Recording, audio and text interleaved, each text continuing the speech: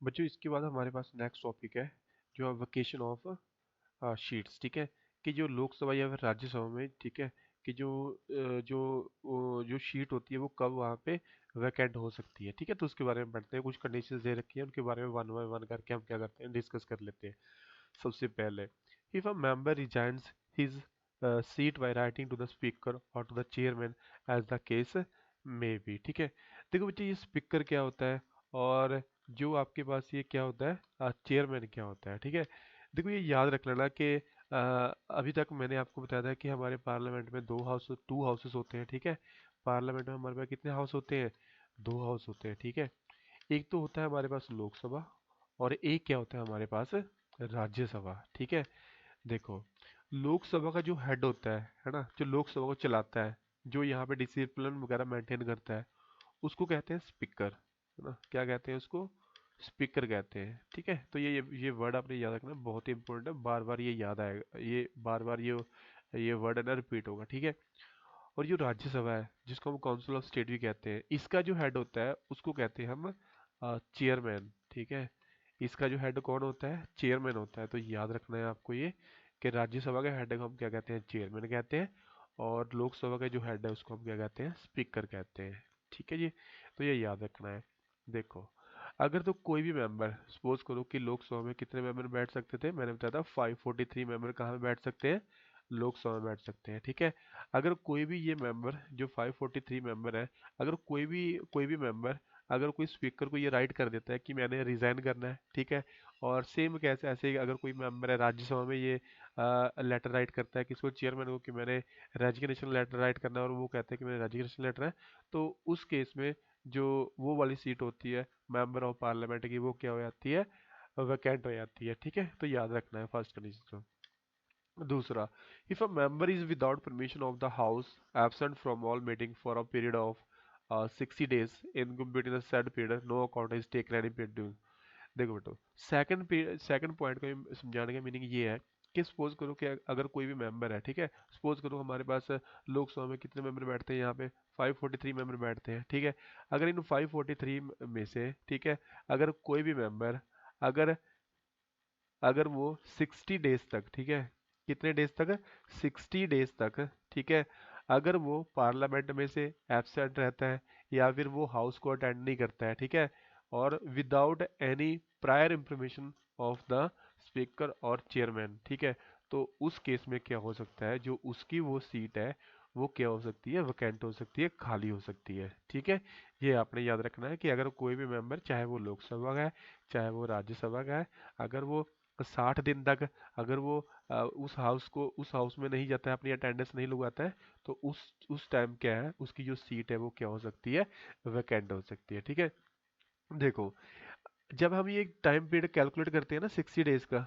ठीक है, तो यहाँ पे क्या है, जब हम 60 डेज का टाइम पीरियड कैलकुलेट करते हैं, तो उसमें वो वाला टाइम हम माइनस कर देते हैं जिस टाइम पे हाउस क्या होता है, जो हाउस क्या होता है, एडजर्न होता है। ठीक है, देखो ये एडजर्न एडजर्न क्या होता है, सपोज करो कि जो लोकसभा था, ठीक है, और स्पीकर ने क्या कर दिया, उसको उसको जैसे कि 2 दिन के लिए उसको क्या कर दिया, उनकी जो प्रोसीडिंग्स थी, उनकी जो वर्किंग थी, उसको 2 दिन के लिए रोक दिया। ठीक है, तो जब ये 60 डेज काउंट किए जाएंगे ना, तो जिस टाइम जो हाउस मतलब वर्किंग में नहीं था, तो वो वाला टाइम माइनस किया जाएगा। ठीक है, जब हम ये टाइम पीरियड कैलकुलेट करते हैं, तो बेसिकली सेकंड पॉइंट का मीनिंग यही था कि अगर कोई मेंबर 60 डेज तक एब्सेंट रहता है without any prior information of speaker और चेयरमैन इन राज्यसभा, तो उसकी जो सीट है वो वैकेंट हो सकती है। ठीक है, थर्ड केस क्या है, if a member becomes subject to any of the disqualification laid on that constitution or act of parliament। ठीक है,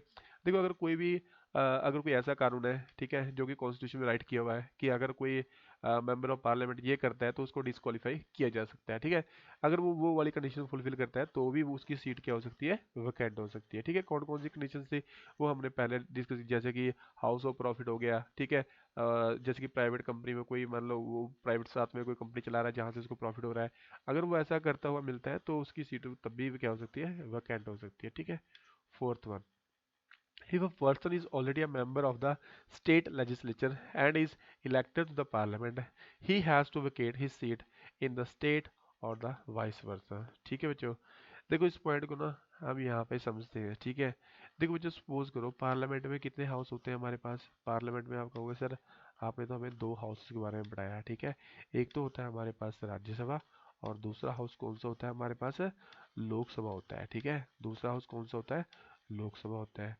ये पार्लियामेंट के दो हाउस होते हैं। ठीक है, और हमारे पास इसके अलावा तो ये पार्लियामेंट क्या करती है, पूरे कंट्री के लिए लॉ बनाती है, पूरे कंट्री के लिए कानून बनाती है। लेकिन स्टेटों में क्या होता है, जो स्टेट होते हैं हमारे पास, सपोज करो जैसे कि पंजाब हो गया, हरियाणा हो गया, ऐसे करके हमारे पास कितने स्टेट है, 28 स्टेट है। ठीक है, तो वहाँ पे क्या होती है, वहाँ पे क्या होती है हमारे पास हर एक स्टेट में जो उस स्टेट के लिए लॉ बनाती है उसको कहते हैं स्टेट लेजिस्लेटर्स। ठीक है, क्या कहते हैं उसको, स्टेट लेजिस्लेटर्स कहते हैं। ठीक है, स्टेट लेजिस्लेटर्स। देखो अगर सपोज करो यहाँ पे कोई पर्सन है। ठीक है, यहाँ पे कोई पर्सन है, मैंने इस पर्सन को क्या नाम दे दिया, मैंने इस पर्सन को नाम दे दिया ए। ठीक है, मैंने इस पर्सन का नाम क्या दे दिया, ए।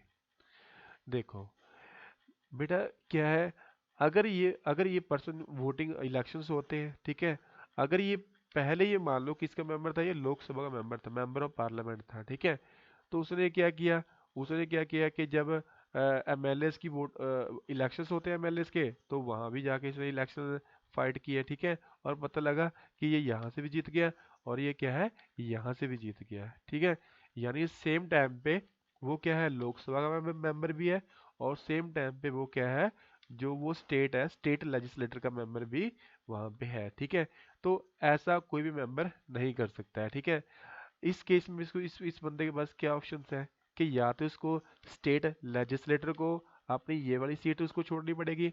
ठीक है, ये वाली एक्सेप्ट करनी पड़ेगी, या फिर उसको ये वाली सीट क्या करनी पड़ेगी, कैंसिल करनी पड़ेगी, और वो क्या बन सकता है, मेंबर बन सकता है किसका, स्टेट लेजिस्लेटर्स का। ठीक है बच्चों, इतना समझ में आ गया आपको। ठीक है, इसके अलावा देखो बच्चों हमारे पास क्या है, फिफ्थ पॉइंट में लिखा है, फिफ्थ पॉइंट में क्या राइट किया हुआ हमारे पास कि if a person is disqualified from being a member on the ground of defection under anti defection law according to the anti defection law when member of house. ठीक है, when member of house gives up the membership of his party, votes against the direction given by the party to which he belongs, he shall be disqualified। ठीक है, देखो बच्चों यहाँ से इस point में आपको समझना है कि एंटी डिफेक्शन लॉ क्या होता है। ठीक है, क्या कहता है, एंटी डिफेक्शन लॉ क्या होता है ना, ये याद रखना है आपने।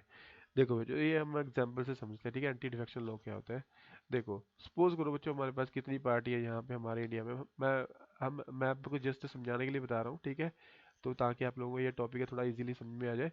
तो देखो मैंने मान लिया कि यहाँ पे हमारे पास दोनों ही पार्टी है, एक कौन सी पार्टी है, एक है हमारे पास बीजेपी पार्टी है। ठीक है, और एक हमारे पास क्या है, एक पार्टी है हमारे पास हम ले लेते हैं कि इंडियन नेशनल कांग्रेस। ठीक है, Indian INC, Indian national Congress.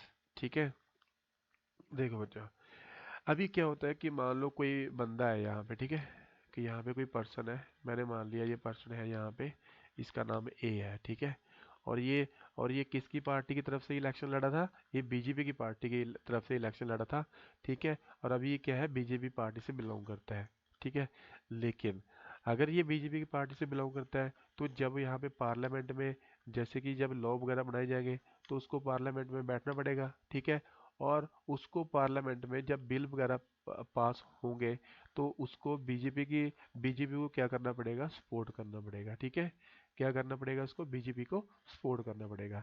लेकिन अगर ये पर्सन क्या करता है, अगर ये पर्सन क्या करता है, अगर ये बीजेपी के खिलाफ वोटिंग करता है। ठीक है, क्या करता है, अगर ये बीजेपी के खिलाफ जाके वोटिंग करता है, या फिर वो जो डायरेक्शंस बीजेपी ने इसको दी हुई है, या फिर वो उन डायरेक्शन को क्या करता है, वायलेट करता है। ठीक है, तो उस केस में भी जो वो मेंबर होता है इसकी मेंबरशिप क्या हो सकती है, कैंसिल हो सकती है, इसको डिसक्वालीफाई किया जा सकता है।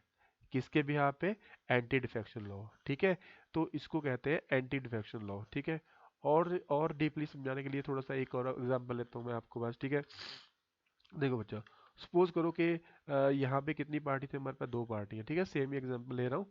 सपोज करो हमारे पास कितनी पार्टी है यहाँ पे, दो पार्टी है, एक है हमारे पास इंडियन नेशनल कांग्रेस है और एक है हमारे पास बीजेपी पार्टी है, ठीक है। और ये मान लो कोई बंदा था यहाँ पे, ये किस पार्टी से बिलोंग करता था, ये करता था हमारा बीजेपी से बिलोंग करता था, ठीक है।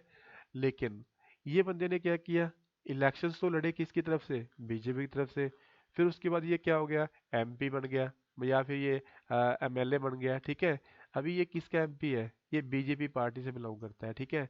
लेकिन अगर वो इलेक्शन लड़ने के बाद, ठीक है, अगर वो बीजेपी पार्टी छोड़ के जाता है और वो किसको ज्वाइन कर लेता है, कांग्रेस को ज्वाइन कर लेता है, ठीक है। तो उस टाइम पे उसकी जो क्वालिफिकेशन है उसको डिसक्वालीफाई किया जा सकता है, यानी अभी वो क्या रहेगा, मेंबर ऑफ पार्लियामेंट ही नहीं रहेगा, ठीक है। तो उसको बोलते हैं एंटी डिफेक्शन लॉ, ठीक है बच्चों। ये जो हमारे कॉन्स्टिट्यूशन में एंटी डिफेक्शन लॉ क्यों डाला था, ये इसलिए डाला था ताकि जो मेंबर्स हैं, ठीक है, ताकि वो एक पार्टी को छोड़ के पैसों के लालच में दूसरी पार्टी को ज्वाइन ना करें, ठीक है। तो आप ही देख लो यहाँ पे, अगर सारे के सारे एमपी बीजेपी को छोड़ के कांग्रेस को ज्वाइन करने लगेंगे, क्या कोई स्टेबल गवर्नमेंट बन पाएगी, नहीं। अगर जो मेंबर आज यहाँ पे कांग्रेस के पास आए हैं पैसों के लालच में, इनकी क्या गारंटी है कि कल वो पैसों के लालच में बीजेपी की तरफ नहीं जाएंगे, ठीक है। तो ऐसा ना हो, तो इसके लिए कॉन्स्टिट्यूशन में एक प्रोविजन डालेगी जिसको क्या कहते हैं, एंटी डिफेक्शन लॉ कहते हैं, ठीक है। तो ये हमने पढ़ लिया कि ये जो मेंबर्स होते हैं, चाहे वो लोकसभा के हैं चाहे वो राज्यसभा के हैं, वो अपनी सीट को कैसे वैकेंट कर सकते हैं, किस किस टाइम पे कर सकते हैं। पांच कंडीशन है, पांच कंडीशन अगर आपने ध्यान से पढ़ लिए तो मैं नहीं कहता हूँ कि आपको कोई प्रॉब्लम्स होगी, ठीक है। इसके बाद देखो जो नेक्स्ट टॉपिक है हमारे पास, ठीक है, which is very very important, वो है पार्लियामेंट्री प्रोसीजर्स, ठीक है। देखो पार्लियामेंट्री प्रोसीजर्स का मतलब ये है कि पार्लियामेंट में काम कैसे होता है ना। पार्लियामेंट में हमने पता है कि पार्लियामेंट क्या करती है, हमारे कंट्री के लिए लॉ बनाती है।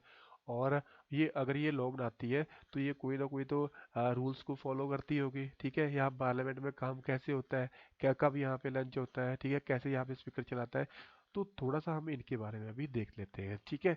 लेकिन ये पार्लियामेंट्री प्रोसीजर्स पढ़ने से पहले, ठीक है, मैं यही चाहता हूँ कि थोड़ा सा हम ये देख लेते हैं कि अभी तक लोकसभा और जो राज्यसभा है, ठीक है, उनमें थोड़ा सा आपको ब्रॉडली मैं डिफरेंस बता देता हूँ कि डिफरेंस उनमें बेसिकली क्या होता है क्या नहीं होता है, ठीक है। तो बच्चों ये थोड़ा सा यहाँ से डिफरेंस देख लेते हैं कि उनमें डिफरेंस होता है क्या होता है, ठीक है। देखो यहाँ से अगर आपको दिख रहा होगा कि यहाँ पे मैंने बताया कि हमारी जो पार्लियामेंट होती है, राइट, उसमें दो हाउसेस होते हैं, एक तो लोकसभा होती है और एक क्या होती है, राज्यसभा होती है। और जो प्रेसिडेंट होता है वो भी पार्लियामेंट का पार्ट होता है, लेकिन वो पार्लियामेंट में कहीं भी बैठता नहीं है। यानी प्रेसिडेंट होता है ना तो वो राज्यसभा के बीच में बैठता है और ना ही वो कहाँ पे बैठता है, लोकसभा के बीच में बैठता है, ठीक है। हालांकि वो मेंबर किसका होता है, पार्लियामेंट का होता है। एक इम्पोर्टेंट पॉइंट याद रखना है, राइट।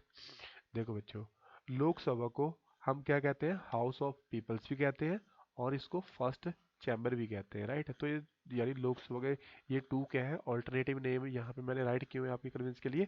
तो याद रखना है कि लोकसभा को हम हाउस ऑफ पीपल्स भी कहते हैं और फर्स्ट चैम्बर भी कहते हैं, राइट। और राज्यसभा को क्या है, हम काउंसिल ऑफ स्टेट भी कहते हैं और सेकंड चैम्बर भी कहते हैं, ठीक है। अब इनका मीनिंग क्या होता है कि हाउस ऑफ पीपल, देखो बच्चों यहाँ पे मीनिंग हाउस ऑफ पीपल का मतलब ये है कि जो लोग आते हैं ना यहाँ पे, वो वोटिंग के थ्रू आते हैं, ठीक है। और यहाँ पे कोई यहाँ फिक्स नहीं है कि वो यहाँ पे जो पर्सन्स आएंगे वो सिर्फ अमीर ही होंगे, ठीक है। आपने कई बार देखा है कि गरीब एमपी भी यहाँ पे आ जाते हैं, कि जैसे कि आपने देखा आम आदमी पार्टी के रिलेटेड, ठीक है, तो उनको पहले पॉलिटिकल यहाँ पे इतना ज़्यादा एक्सपीरियंस नहीं था, लेकिन बाद में फिर भी वो कहाँ पे आए थे, यहाँ पे बैठते हैं लोकसभा में, ठीक है। तो इसलिए इसको कहते हैं हाउस ऑफ पीपल्स। और फर्स्ट चैम्बर इसको क्यों कहते हैं, फर्स्ट चैम्बर इसलिए कहते हैं क्योंकि लॉ बनाने के रिलेटेड जो ज़्यादातर पावर होती है वो ज़्यादा इनके पास हुए होती है, ठीक है। और जैसे कि मनी बिल वगैरह हो गया या पैसे के रिलेटेड पावर होती है वो ज़्यादा लोकसभा के पास होती है as compare to that of Rajya Sabha, ठीक है।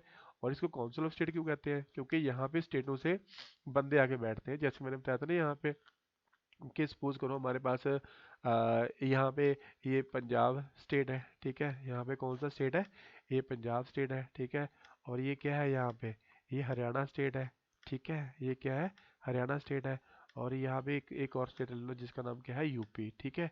देखो, और अब मैंने ये भी बताया था आपको कि पार्लियामेंट तो पूरे कंट्री के लिए लॉ बनाती है, लेकिन लेकिन जो पंजाब में कौन लॉ बनाएगी, पंजाब में लॉ बनाएगी पंजाब लेजिस्लेटर्स, ठीक है। क्या बनाएंगे, लॉ कौन बनाएंगे, पंजाब लेजिस्लेटर्स, ठीक है। और ऐसे ही हरियाणा में लॉ कौन बनाएगी, ऐसे ही बनाएगी हरियाणा लेजिस्लेटर्स, ठीक है। हरियाणा लेजिस्लेटर्स क्या बनाएगी, हरियाणा पूरे स्टेट के लिए लॉ बनाएगी। और ऐसे ही यूपी में बढ़ता है।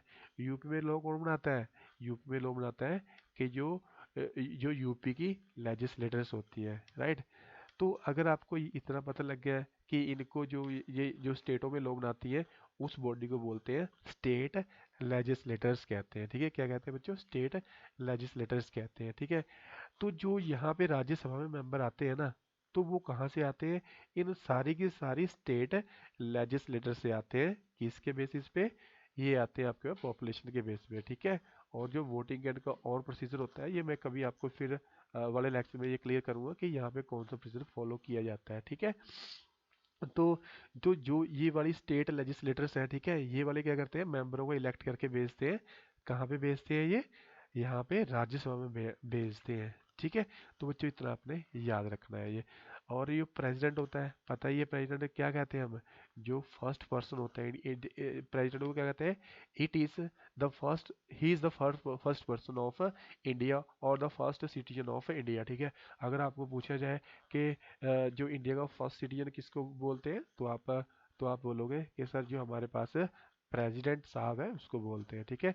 और प्रेजेंट में हमारे पास जो हमारे प्रेसिडेंट है, राष्ट्रपति, उसका नाम क्या है, रामनाथ कोविंद, ठीक है। और ये कब बने थे, ये 25 जुलाई 2017 को बनते हैं, राइट। और इतना थोड़ा सा याद रख लेना है कि प्रेसिडेंट का जो कार्यकाल होता है, प्रेसिडेंट का जो टाइम पीरियड होता है, कितना साल ये ऑफिस में रह सकता है, तो याद रखना 5 साल होता है, ठीक है। 5 साल के लिए ये रह रह सकते हैं। इसके अलावा देखो बच्चों और क्या होता है हमारे पास, और जैसे कि मैंने बताया कि लोकसभा राज्यसभा के बारे में बता दिया मैंने आपको, ठीक है।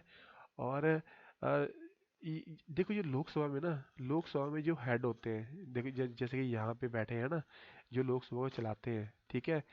लोकसभा को जो बंदा चलाता है उसको बोलते हैं स्पीकर, ठीक है। तो प्रेजेंट में स्पीकर कौन है, ओम बिरला, ठीक है। ये किस पार्टी से बिलोंग करते हैं, बीजेपी पार्टी से बिलोंग करते हैं, याद रखना है, ठीक है। और जैसे सपोज करो अगर स्पीकर नहीं है, तो कोई ना कोई असिस्टेंट तो रखना पड़ेगा ना इस हाउस को चलाने के लिए। तो एक और बंदा होता है जिसको हम क्या कहते हैं, डिप्टी स्पीकर कहते हैं, ठीक है। और डिप्टी स्पीकर क्या है, अभी कोई लोकसभा में अभी कोई इसको अपॉइंट नहीं किया गया है, ठीक है। याद रखना है थोड़ा सा ये कि डिप्टी स्पीकर अभी लोकसभा में अपॉइंटेड नहीं किया गया है, ठीक है। इसके अलावा देखो लोकसभा में और क्या होता है, लीडर ऑफ हाउस भी होता है, ठीक है। कि जो जो जो लोकसभा होती है उसका लीडर किसको कहते हैं, ठीक है।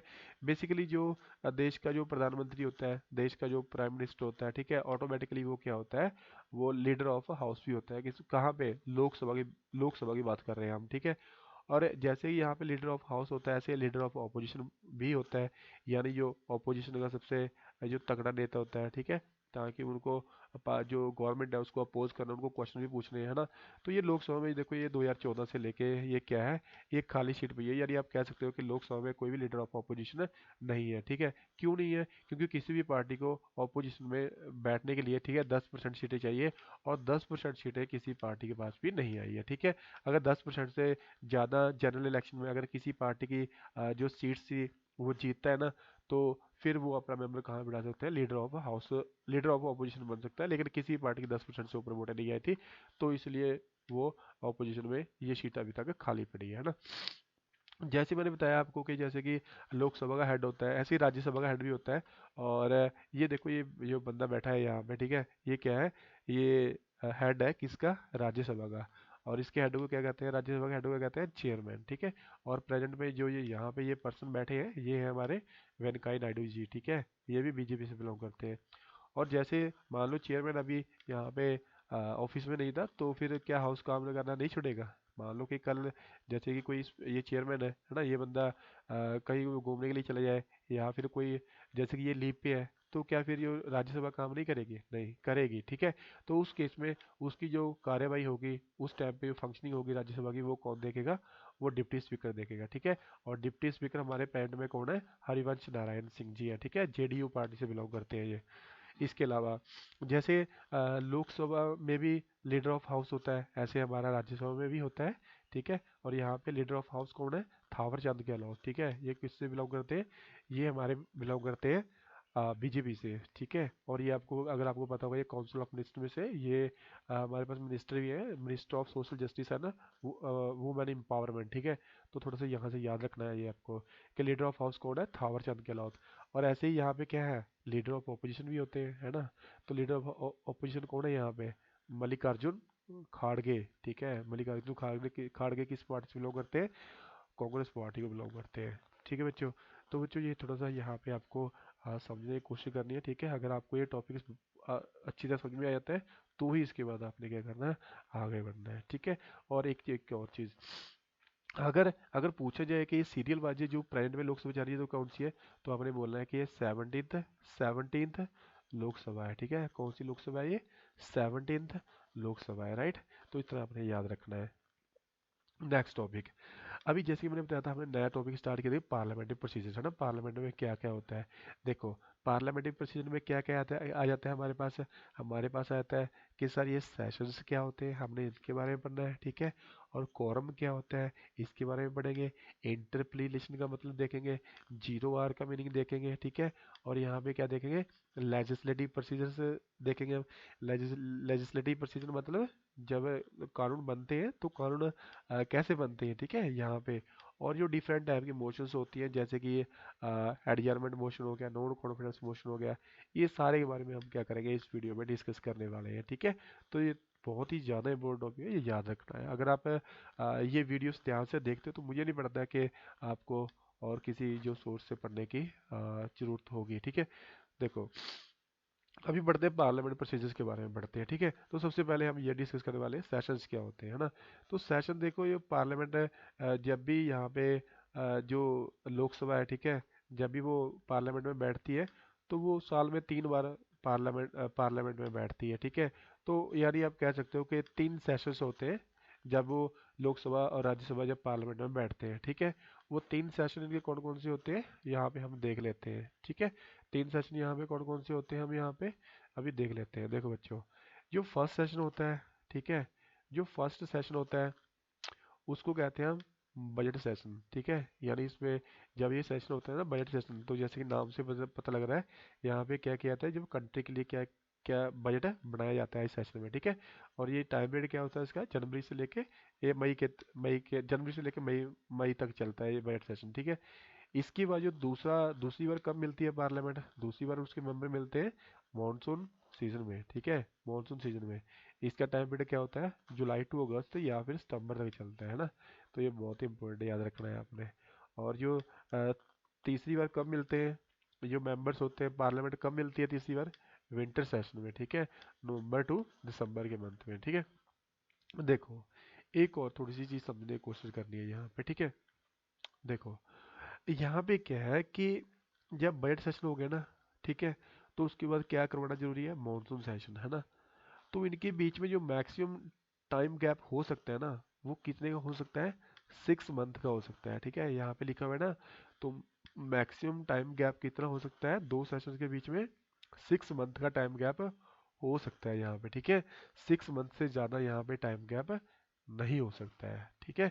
यहाँ पे जैसे कि राइट भी किया हुआ है, the constitution empower the president to summon each house at each interval, there should not be a 6 month gap between the two, ठीक है। यानी दोनों सेशंस के बीच में क्या है, 6 मंथ से ज़्यादा का टाइम पीरियड नहीं हो, यानी 6 मंथ के अंदर अंदर इनको पार्लियामेंट के मेंबर को बुलाना ही पड़ेगा, किसको, प्रेसिडेंट के पास पावर है, ठीक है। Hence the parliament must meet at least twice a year in India, the parliament conducts 3 sessions each year. ये पता ही है, जैसे मैंने आपको बताया, बस ये है कि 2 सेशन करवाने जरूरी होते हैं, ठीक है। अगर 3 सेशन भी नहीं करवा सकते हैं, ठीक है। और 2 सेशन के बीच में गैप कितना होता है, ये 6 मंथ का टाइम, 6 मंथ के टाइम पीरियड होता है, ठीक है। आई होप कि थोड़ा सा यहाँ से आपको क्लियर हुआ होगा, ठीक है। तो इस टॉपिक में बेसिकली यही समझाने की कोशिश की है कि कितने सेशन होते हैं, 3 सेशन होते हैं। एक तो हमारे पास होता है बजट सेशन होता है, फिर मानसून सेशन होता है, फिर हमारे पास विंटर सेशन होता है, ठीक है। और एक होता है बच्चों हमारे पास quorum, ठीक है। ये quorum क्या होता है, quorum क्या होता है, देखो मैं आपको ना ये एग्जांपल से समझाता हूँ, है ना। देखो सपोज करो ये आपकी जो आप कौन सी क्लास में पढ़ते हो, 10th क्लास में पढ़ रहे हो, ठीक है। कौन सी क्लास में पढ़ रहे हो आप, 10th क्लास में पढ़ रहे हो, ठीक है। वैसे यहाँ पे मैक्सिमम मेंबर कितने हैं, मैक्सिमम मेंबर मैं मान लेता हूँ कि 40 यहाँ पे बच्चे हैं, 10th क्लास में पढ़ते हैं, ठीक है। और यहाँ पे टीचर आया आपको पढ़ाने के लिए, सपोज करो आपका ज्योग्राफी का टीचर आ गया, ठीक है। ज्योग्राफी का टीचर आया और उसने बोला कि मैंने क्लास लेनी है, ठीक है। और जब मैं क्लास में गया तो मैंने देखा कि वहाँ पे तो सिर्फ कितने बच्चे बैठे हैं, सिर्फ 2 बच्चे बैठे हैं, ठीक है। तो मैंने कहा अभी अगर मैं 2 बच्चों को पढ़ाऊंगा, ठीक है, तो बाकी बाकी बच्चों को लॉस हो जाएगा। यानी जो 2 बच्चे को पढ़ा के बाकी बच्चों को लॉस हो रहा है, ठीक है। यानी 2 बच्चे पूरी की पूरी जो क्लास है उसको रिप्रेजेंट नहीं कर रहे हैं, ठीक है। तो मैं उस टाइम पे क्या करता हूँ, अब मैं उस टाइम पे आपको पढ़ाऊंगा ही नहीं, ठीक है, क्योंकि बच्चे क्या है, कम है ना।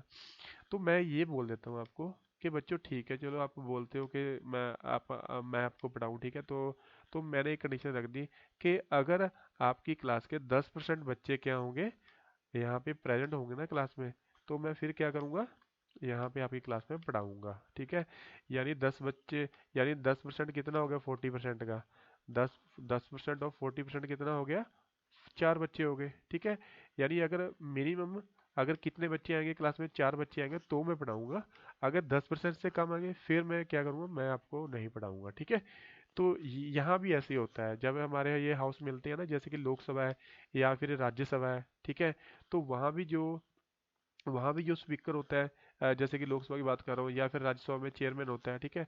तो वो भी सारा कुछ ये देखता है कि जब हाउस को जब ये हाउस को चलाता है ना, तो वहाँ पे देखता है कि quorum होना चाहिए। quorum मतलब, ये हमने पता था लोकसभा में कितने मेंबर होते हैं, तो आपने कहा था सर यहाँ पे तो 45 मेंबर होते हैं, ठीक है, 545 मेंबर होते हैं प्रेजेंट में।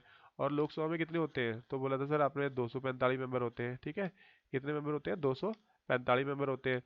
देखो, तो लोकसभा फंक्शनिंग फंक्शनिंग लोकसभा की फंक्शनिंग कब स्टार्ट हो सकती है, जब इसके एट लीस्ट 10% मेंबर क्या हो, प्रेजेंट हो, ठीक है।